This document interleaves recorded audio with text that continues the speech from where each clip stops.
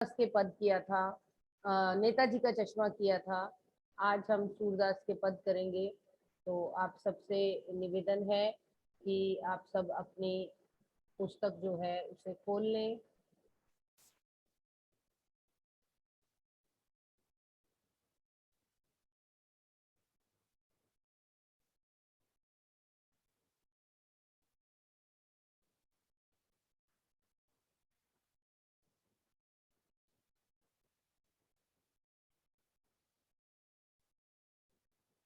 बेटा, सूरदास जी जो थे, उनके पिता रामदास जो थे वो एक गायक थे। सूरदास के जन्मांध होने के विषय में मतभेद है। प्रारंभ में सूरदास आगरा के समीप गांव घाट पर रहते थे। वहीं उनकी भेंट श्री वल्लभाचार्य से हुई और वे उनके शिष्य बन गए। वल्लभाचार्य ने उनको पुष्टि मार्ग में दीक्षित करके कृष्ण लीला के पद गाने का आदेश दिया। 1583 में पारसोली में उनका निधन हो गया। तो इनके द्वारा लिखित जो ग्रंथ है वो सुरसागर, सुरसारावली, साहित्य लहरी, नल दमयंती, ब्याहली, ये सभी हैं। तो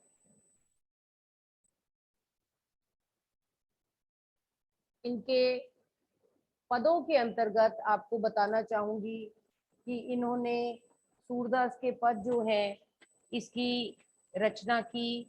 और इसके अंतर्गत हमारे सूरदास जी ने थोड़ा सा आपको इसका सार बताना चाहूंगी। सूर सागर में के भ्रमर गीत में 4 पद लिए गए हैं और कृष्ण ने मथुरा जाने के बाद स्वयं ना लौटकर उद्धव के जरिए गोपियों के पास संदेश भेजा था। उद्धव ने निर्गुण ब्रह्म एवं योग का उपदेश देकर गोपियों की विरह वेदना को शांत करने का प्रयास किया। गोपियां ज्ञान मार्ग की बजाय प्रेम मार्ग को पसंद करती थी, इसलिए वे कृष्ण के सानिध्य में रहना चाहती थी। इस कारण उन्हें उद्धव का शुष्क संदेश पसंद नहीं आया। तभी वहां एक भौरा आ पहुंचा। यहीं से भ्रमर गीत का प्रारंभ होता है। गोपियों ने भ्रमर के बहाने, भ्रमर क्या होता है बेटा? वैसे तो भ्रमर हम हमिंग बर्ड जो होती है उससे कहते हैं भवरा, ठीक है। तो यहाँ पर भ्रमर भवरा जो है वो किसको कहा गया है?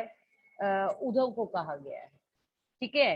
कि वो भवरे की तरह आया और वो श्री कृष्ण का संदेश लेकर आया। तो गोपियों ने भ्रमर के बहाने उद्धव पर व्यंग्य बाण छोड़े हैं। पहले पद में गोपियों की यह शिकायत वाजिब लगती है, वाजिब मतलब उचित, कि यदि उद्धव कभी स्नेह के धागे में बंधे होते तो वे विरह की वेदना को अनुभूत अवश्य कर पाते। दूसरे पद में गोपियों की यह स्वीकारोक्ति कि उनके मन की अभिलाषाएं उनके मन में ही रह गई हैं, कृष्ण के प्रति उनके प्रेम की गहराई को अभिव्यक्त करती है। तीसरे पद में वे उद्धव की योग साधना को कड़वी ककड़ी जैसा बताकर अपने एकनिष्ठ प्रेम में दृढ़ विश्वास प्रकट करती हैं। चौथे पद में उद्धव को ताना मारती हैं कि कृष्ण ने अब राजनीति पढ़ ली है। अंत में गोपियों द्वारा उद्धव को राजधर्म यानी प्रजा का हित याद दिलाया जाना सूरदास की लोक धर्मिता को दर्शाता है। तो बच्चों, मैंने आपको चारों पदों के विषय में बताया कि 4 पद जो हैं वो उनके अंतर्गत क्या क्या बताया है। तो यहाँ पर जब श्री कृष्ण चले गए मथुरा छोड़कर, तो गोपियां जो थी वे विचलित हो गई और वे श्री कृष्ण का इंतजार कर रही थी। तभी उद्धव वहां आते हैं श्री कृष्ण का संदेश लेकर और वे गोपियों से कहते हैं कि वे योग को धारण कर लें। गोपियां जो थी उनकी विरह अग्नि इस बात से और ज्यादा दहक जाती है कि वे तो इंतजार कर रही थी कि कभी ना कभी श्री कृष्ण आएंगे, पर लेकिन यहाँ श्री कृष्ण आए भी नहीं। और उन्होंने ना आकर क्या किया? उन्होंने योग का संदेश भेज दिया। किसके हाथ? उद्धव के हाथ। मधुकर, मधुकर कहा गया है यहाँ उद्धव को। मधुकर भवरा, हमिंग बर्ड, आपको पता है उसका काम क्या होता है? वो इंसेक्ट है और वो मधु को एकत्र करता है फूल फूल पर जाकर। ठीक है, तो चलते हैं यहाँ पहले पद को देखते हैं, और उससे पूर्व अगर आपको इसके शब्दार्थ देखने हैं तो आप इसके शब्दार्थ भी देख सकते हैं। देखिए, अपने शब्दार्थ को रेखांकित कर लीजिए। आपको शब्दार्थ आते होंगे तो आप उसको समझ पाएंगे। अति, देखिए, ऊधो तुम हो अति बड़ भागी। अति, अति का अर्थ है बड़ा, लिख लीजिए साथ साथ। बड़भागी, बड़भागी का अर्थ है भाग्यवान। अपरस, अपरस क्या होता है? अपरस रहत स्नेह तगाते नाहिन मन अनुरागी। अपरस क्या होता है बेटा? देख लीजिए, अपरस होता है अछूता। तुम तो अछूते ही रह गए। स्नेह तगाते, स्नेह मतलब प्रेम, तगा, तगा होता है धागे में। नाहिन मन अनुरागी, नाहिन का अर्थ है नहीं। अनुरागी, अनुरागी का अर्थ है प्रेमी। पुरिनी पात रहत जल भीतर तहरस देहि न दागी।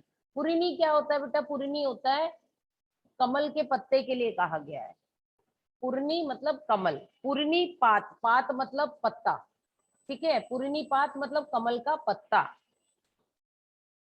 पुरनी पात रहत जल भीतर ताहरस देहि न दागी। दागी मतलब धब्बा, पानी के बीच में रहते हुए भी उस पर पानी का कोई प्रभाव ही नहीं हुआ। ठीक है, जो जल महा तेल की गागर बूंद न ताको लागी। जैसे तेल लगी हुई गागर पानी में रहती है और तब भी उस पर पानी का कोई प्रभाव ही नहीं होता।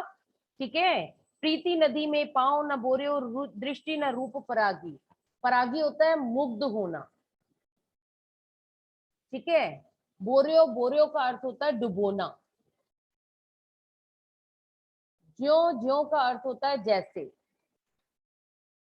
तहरस देह न दागी, ते मतलब से।